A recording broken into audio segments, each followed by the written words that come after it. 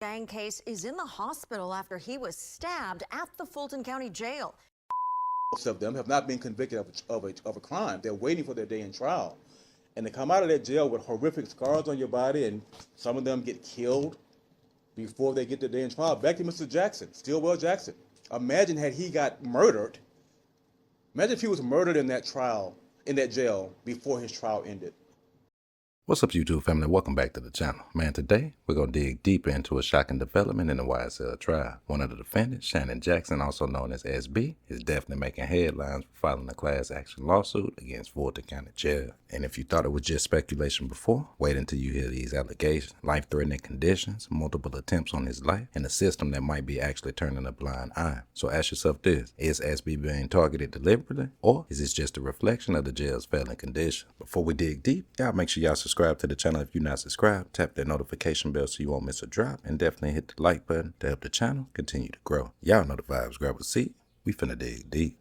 Most of them have not been convicted of a crime. They're waiting for their day in trial.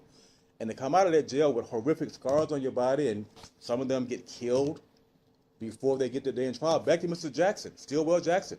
Imagine had he got murdered. Imagine if he was murdered in that trial, in that jail, before his trial ended.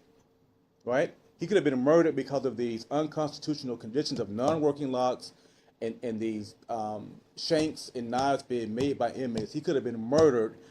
We would have never known he would have got acquitted, from the jury. So it's very important for the citizens of Fulton County to understand that these are innocent until proven guilty pre-trial detainees who are coming out of that jail with horrible scars, horrible medical conditions, and some don't make it out at all. Have you talked to Mr. Stillwell, given his YSL verdict? He'll be released at some point here.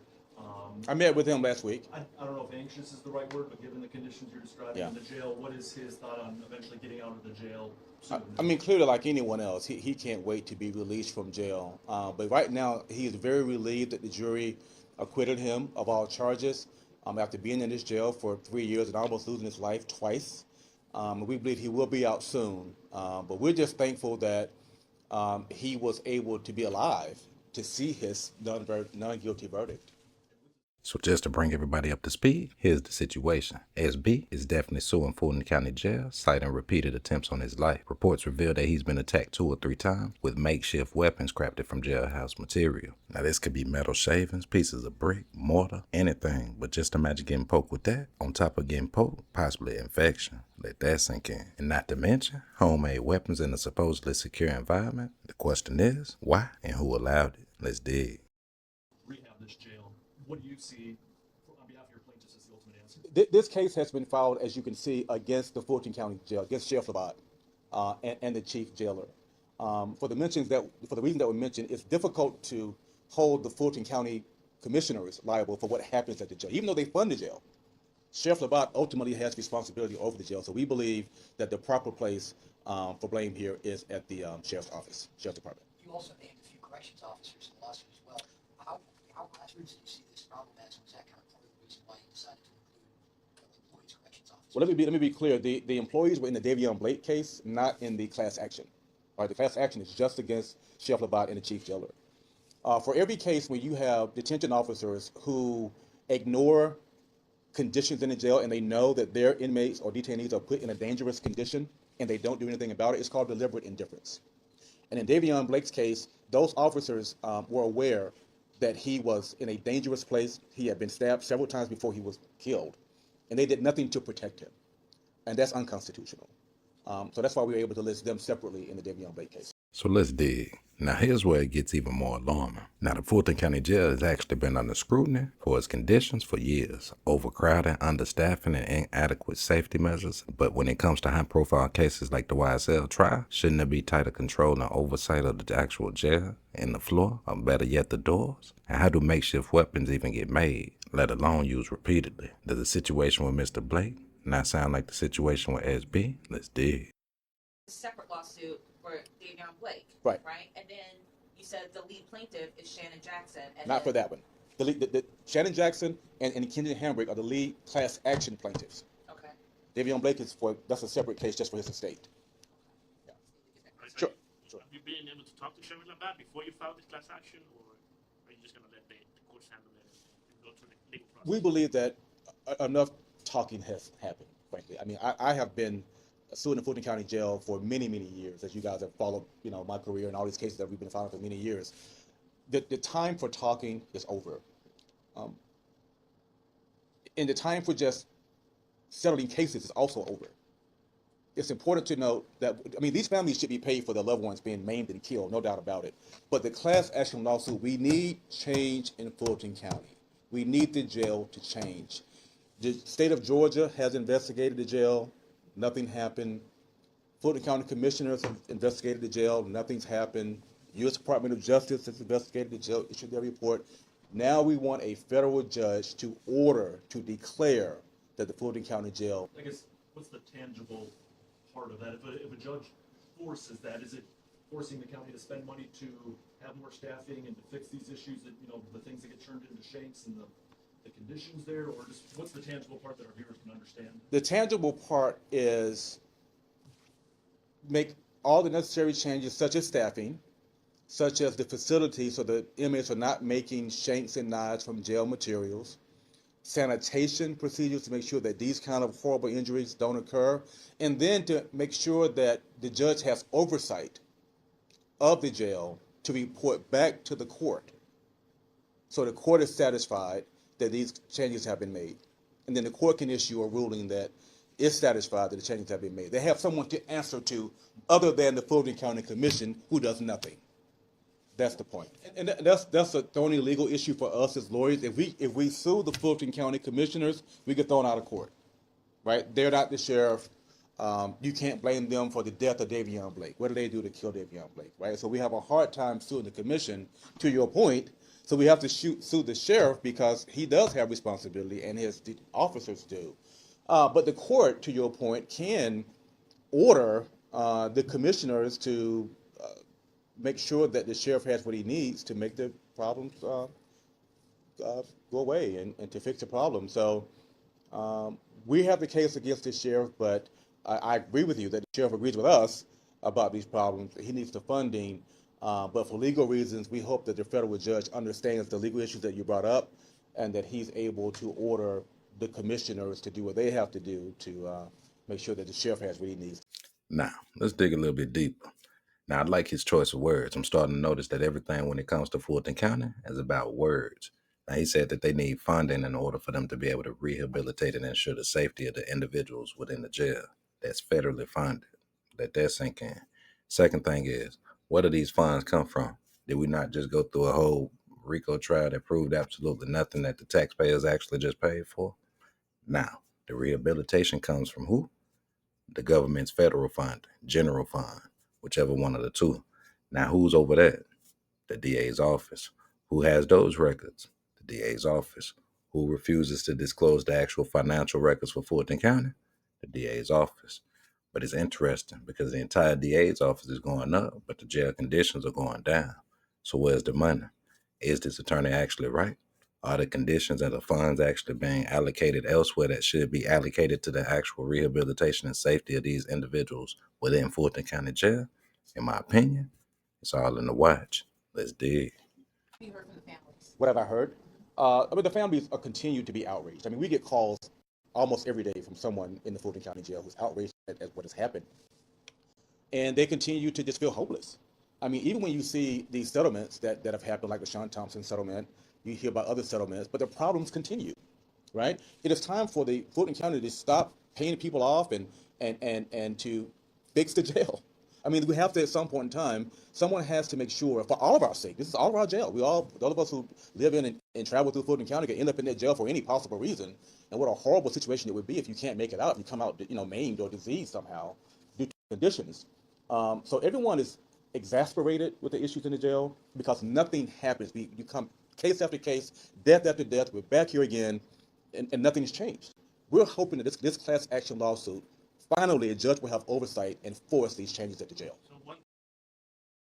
Now, let's talk about the incidents. Now, SB's life has been jeopardized multiple times in common areas, the cell. Some even suggest that these weren't even just random acts of violence. So ask yourself even deep, could the state or someone within the system be allowing this to happen? Or worse, even orchestrating it? Let's dig. He's one of several people accused of running Young Slime Life, an accused gang. Channel 2's Michael Seiden is live outside of Grady Memorial Hospital. And Michael, you spoke with his fiancée about his condition.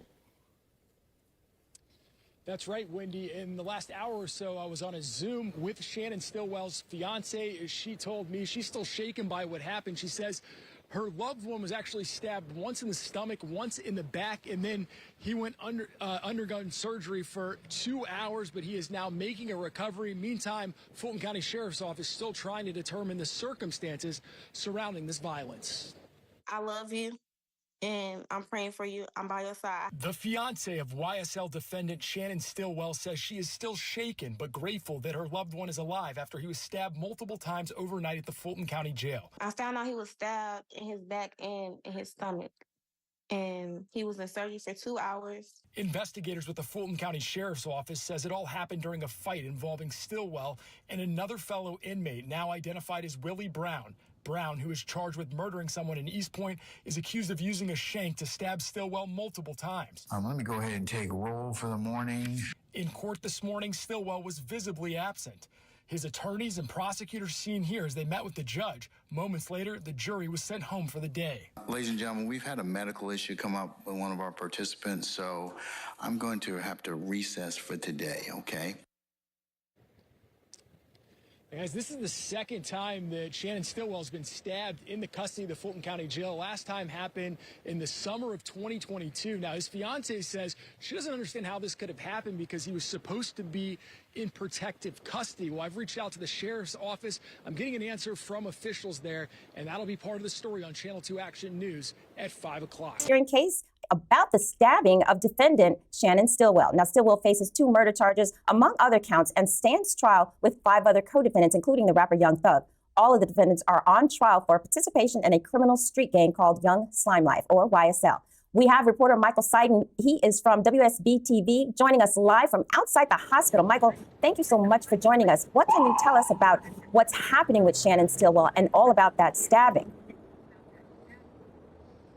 Yeah, as you know, today was supposed to be the start of day 10 of this YSL gang case in Fulton County. When we arrived at court, though, we learned that one of the defendants in this case, Shannon Stillwell, was actually here at Grady Memorial Hospital in downtown Atlanta, where he is recovering after he was stabbed last night at the Fulton County Jail. We are told he's expected to make a full recovery. Now, his lawyer has not disclosed the specific injuries, but I've got a couple of sources that have told me that he was stabbed in the stomach and that he underwent surgery early this morning. Now, of course, this is problematic considering we're in the middle of the trial. So this morning, the judge brought everybody in, the jurors as well, and he addressed the jurors. He didn't get into the details. He didn't say the specific person, but he basically said that Shannon Stillwell, he said that one of the individuals in this case had a medical issue and that he was going to dismiss the jury for the rest of the day, but to come back tomorrow for testimony starting at 9 a.m. Michael, it sounds like the injuries are very serious. If he was stabbed in the stomach, it sounds like he would not be able to return to court tomorrow. Do you get the impression that he will be in for a significant amount of time? You know, this is all speculation right now, but I'm with you. I mean, I can't imagine if you were stabbed once or multiple times in the stomach, underwent surgery, that you'd be able to get back to court tomorrow. But as of now, the plan is to be back in court. But you got to remember, too, this week is the last week before that 2-week break before the holidays. So I know there's a number of witnesses that the prosecution's planning on calling on. But I did speak before we got on here with Mac Shart. He is the defense attorney who's representing Shannon Stillwell. He told me he's planning to get here this afternoon to talk with his client. So we're hoping to get an update. But that's a great question moving forward because, again, Shannon Stillwell is going to want to be in the courtroom as these proceedings continue. One more quick note about this incident, though, overnight that I failed to mention. You know, this is all still under investigation right now. We're still trying to figure out the circumstances surrounding this stabbing. Also, I should mention that it was last summer in 2022 that Shannon Stillwell was actually a victim of a stabbing then as well. Now, I've reached out to the sheriff's office. They're preparing a statement and going to release more details about that incident. But I can tell you just from reporting on this jail in the past, anytime somebody becomes the victim of a violent crime like that, they're usually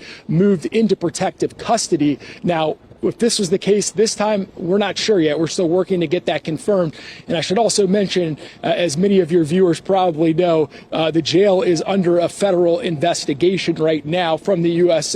Department of Justice. Absolutely, yeah, there are cameras throughout that facility. And I know that in previous stabbings that they, of course, go to the surveillance surveillance video right away to review it. So I would imagine as long as the cameras were operating, they should have this attack in plain view and be able to see exactly what went down. But again, there have been a number of problems with that jail. It's crumbling.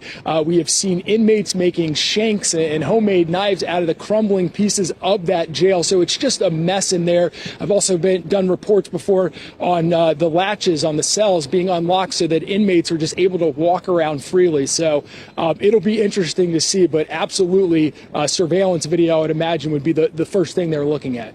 Do you think there's any possibility that that jail could be closed down and that all of the people who are inside could be moved to another facility if, in fact, it is that poor conditions?